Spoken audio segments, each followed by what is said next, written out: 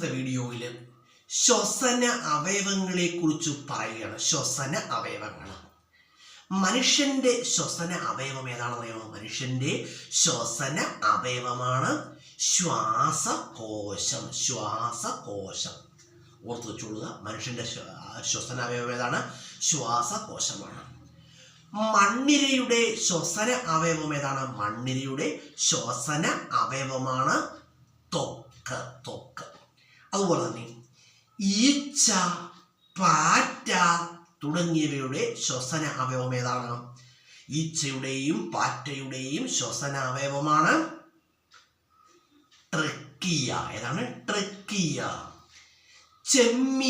ചെമ്മീന്റെ ശ്വസന അവയവം ഏതാണ്? ചെമ്മീന്റെ ശ്വസന അവയവമാണ് ഗിൽസ്. ഏതാണ്? ഗിൽസ്. അതുപോലെ വാൽമാക്രിയുടെ ശ്വസന അവയവം ഏതാണ്? വാൽമാക്രിയുടെ ശ്വസന അവയവവും ഏത് തന്നെയാണ്? ഗിൽസ് തന്നെയാണ്. മത്സ്യത്തിന്റെ ശ്വസന അവയവം ഏതാണ്? മത്സ്യത്തിന്റെ ശ്വസന അവയവം ഏതാണ്? മത്സ്യത്തിന്റെ ശ്വസന അവയവമാണ് ചെകിളപ്പൂക്കൾ. തേളിന്റെ ശ്വസന അവയവം ഏതാണ്? തേളിന്റെ ശ്വസന അവയവമാണ് ബുക്ക് ലങ്സ്. അതുപോലെ ചിലന്തിയുടെ ശ്വസന അവയവം ഏതാണ്? ചിലന്തിയുടെ ശ്വസന അവയവമാണ് ഏതാണ്? ചിലന്തിയുടെ ശ്വസന അവയവമാണ് അതും ഏത് തന്നെയാണ്? Book lungs. അതുപോലെ തന്നെ തിമിംഗലത്തിന്റെ ശ്വസന അവയവം ഏതാണ്? ശ്വാസകോശം. അതുപോലെ തന്നെ COVID-19 ബാധിക്കുന്ന ശരീരഭാഗം ഏതാണെന്ന് അറിയാമോ? ഏതാണ്? ശ്വാസകോശമാണ് കേട്ടോ. ശ്വാസകോശത്തെ ബാധിക്കുന്ന രോഗമാണ് COVID-19, കൊറോണ. അതുപോലെ തന്നെ നമ്മൾ ചിലന്തി എന്ന് പറഞ്ഞു. ചിലന്തി ഏത് പേരിൽ അറിയപ്പെടുന്നു അറിയാമോ?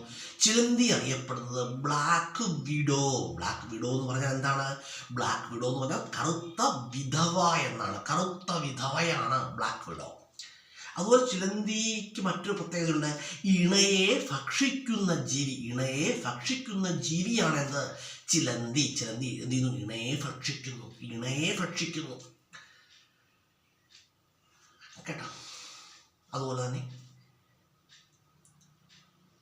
ശ്വാസകോശത്തെ കുറിച്ചുള്ള പഠനം എന്താണെന്ന് അറിയാമോ? പ്ലൂറോളജിയാണ്. ശ്വാസകോശത്തെ കുറിച്ച് പഠിക്കുന്ന ശാസ്ത്രശാഖ ഏതാണെന്ന് ചോദിച്ചതാണ് പ്ലൂറോളജിയാണ്. അതുപോലെ തന്നെ ശംഖുവരയൻ പാമ്പാണ്.